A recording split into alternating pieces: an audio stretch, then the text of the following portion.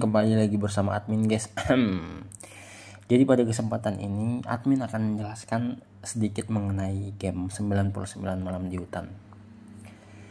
Game 99 Malam di Hutan telah mengukuhkan posisinya sebagai salah satu game survival horror paling populer dan menyebarkan di platform Roblox. Dikembangkan oleh Grandma's Favorite Games, game ini menantang pemain untuk bertahan hidup selama 99 malam di hutan yang penuh ancaman supernatural sambil mengelola sumber daya, membangun pertahanan, dan menyelesaikan misi penting. Dengan miliaran kunjungan dan jutaan pemain aktif, game ini menunjukkan daya tarik yang kuat dari perpaduan elemen horor, survival, dan crafting yang disajikannya. 99 Malam di Hutan adalah kreasi dari grup pengembang di Roblox yang dikenal sebagai Grandma's Favorite Game. Nama grup ini secara konsisten disebutkan di berbagai sumber informasi game, menegaskan identitas mereka sebagai kreator di balik pengalaman survival horor yang unik ini. Meskipun detail spesifik mengenai individu atau tim di balik Grandma's Favorite Game tidak tersedia secara luas dalam data yang diberikan, keberadaan mereka sebagai komunitas pengembang yang aktif di Roblox menunjukkan bahwa mereka adalah entitas yang berdedikasi dalam menciptakan game di platform tersebut. Konsep inti game ini menantang pemain untuk bertahan hidup di hutan selama 99 malam. Inspirasi utama game ini tampaknya berasal dari kisah nyata yang tragis. Insiden kecelakaan pesawat pada tahun 2023 yang melibatkan anak-anak di bawah umur yang kemudian bertahan hidup selama 40 hari di hutan.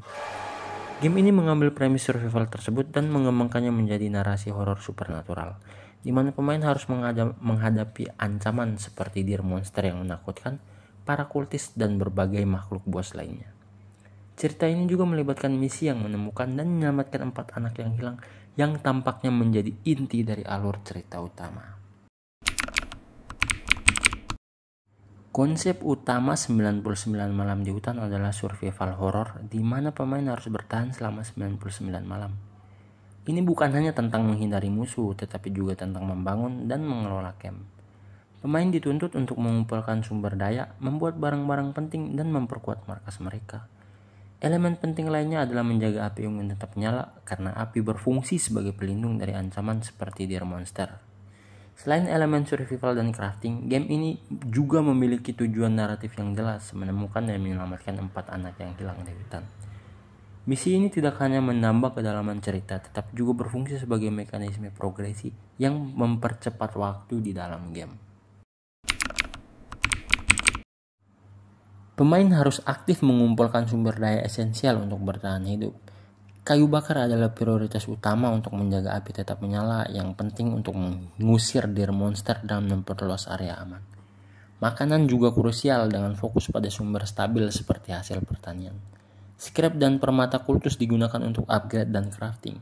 Sumber daya lain termasuk bunga atau benih untuk perdagangan dengan peri, serta minyak, batu bara, dan berlian yang ditemukan di bioma baru yang terungkap seiring progres.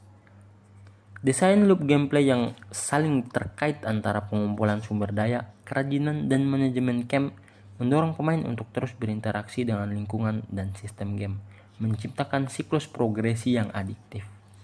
Pemain mengumpulkan sumber daya seperti kayu, makanan, scrap, dan permata. Sumber daya ini kemudian digunakan untuk crafting alat, senjata, dan struktur.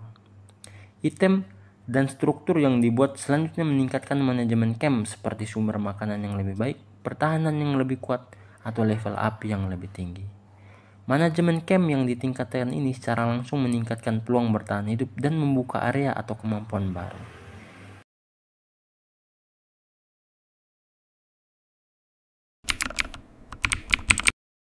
Hutan dipenuhi dengan berbagai ancaman yang harus dihadapi pemain.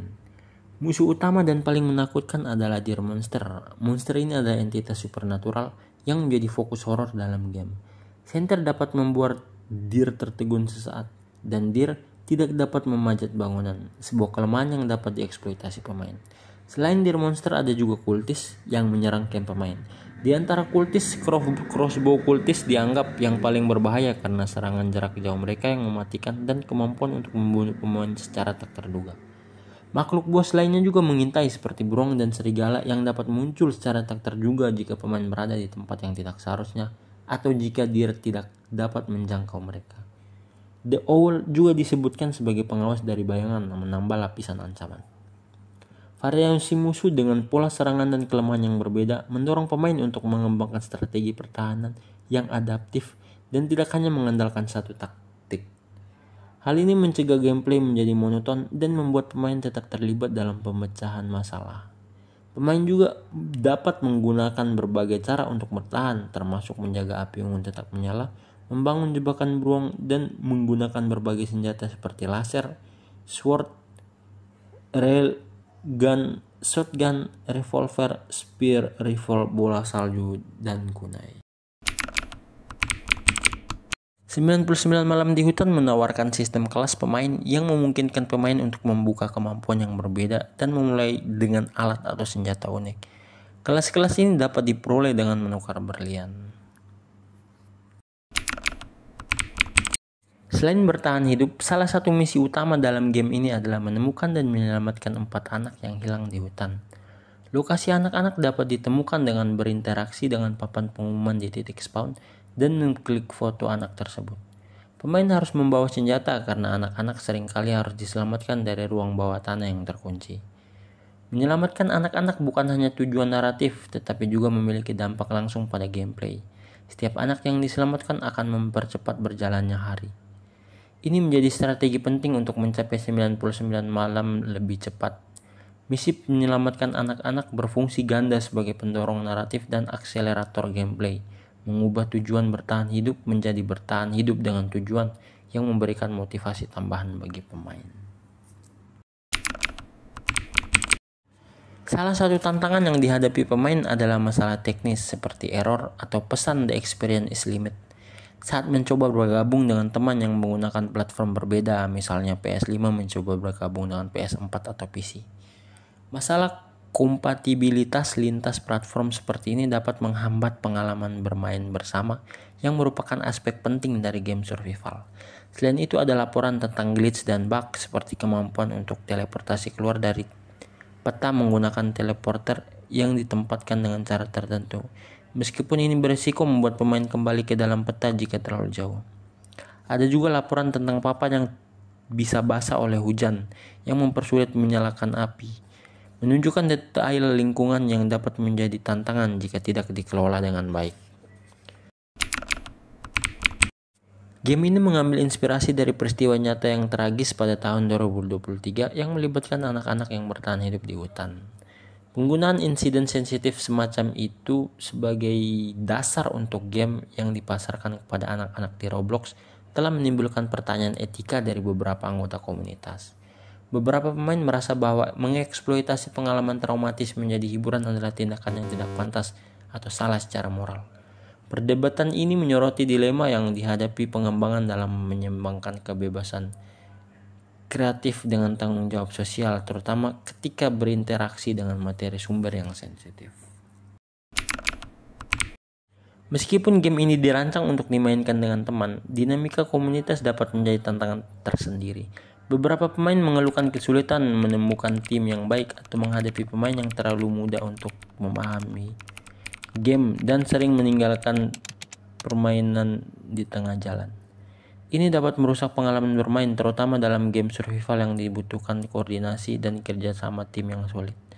Ada saran dari komunitas untuk menambahkan sistem penilaian pemain atau mekanisme CPU untuk menggantikan pemain yang keluar yang menunjukkan adanya kebutuhan untuk mengatasi masalah interaksi pemain ini.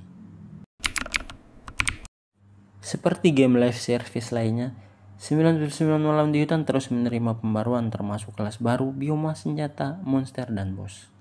Meskipun ini menjaga game tetap segar, pengembangan harus terus-menerus menyeimbangkan konten baru ini untuk memastikan pengalaman yang adil dan menantang. Game ini menawarkan loop gameplay yang sederhana namun sangat adiktif. Kumpulkan sumber daya, craft item, bangun markas, dan bertahan hidup dari ancaman.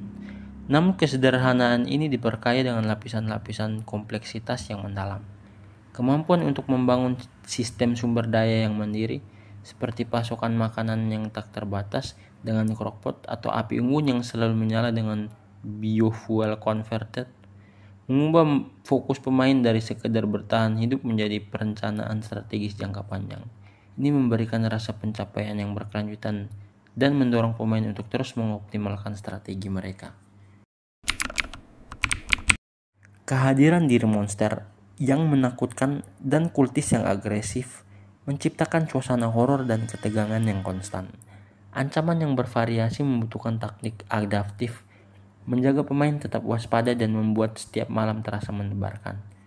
Momen-momen lucu yang disisipkan dalam gameplay juga dapat memecah ketegangan dan menciptakan pengalaman dinamis dan tidak monoton. Sistem kelas pemain yang memungkinkan pemain membuka kemampuan dan gaya bermain yang berbeda dikombinasikan dengan peningkatan api unggun yang membuka bioma baru dan sumber daya langka secara signifikan meningkatkan replayability per game. Pemain dapat mencoba berbagai kombinasi kelas, menjelajahi area baru atau fokus pada misi penyelamatan anak-anak yang mempercepat progresi.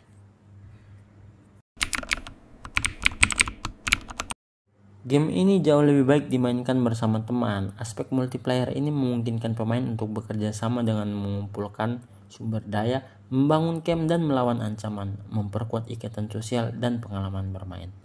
Meskipun ada tantangan dalam menemukan tim yang baik, potensi untuk berbagi pengalaman dan mengatasi rintangan bersama adalah daya tarik yang kuat. Komunitas yang aktif juga berkontribusi pada kelangsungan game dengan diskusi tentang tips, trik, dan pembaruan. Grandma Favorite Game secara aktif terus memperbarui game dengan konten baru. Pembaruan seperti fishing update, kelas-kelas baru, bioma baru, serta penambahan senjata, monster, dan bos baru menjaga game tetap segar dan relevan bagi pemain lama. Fitur kustomisasi camp juga menambah kedalaman dan personalisasi, memungkinkan pemain untuk lebih berinvestasi dalam markas mereka. Siklus pembaruan yang konsisten ini menunjukkan komitmen pengembangan dan memberikan alasan bagi pemain untuk terus kembali. Sebagai game di Roblox, 99 Malam di Hutan secara inheren mendapatkan keuntungan dari basis pengguna platform yang sangat besar dan beragam. Roblox dirancang untuk anak-anak dan remaja, menawarkan lingkungan yang mudah diakses dan aman untuk berinteraksi dan bermain.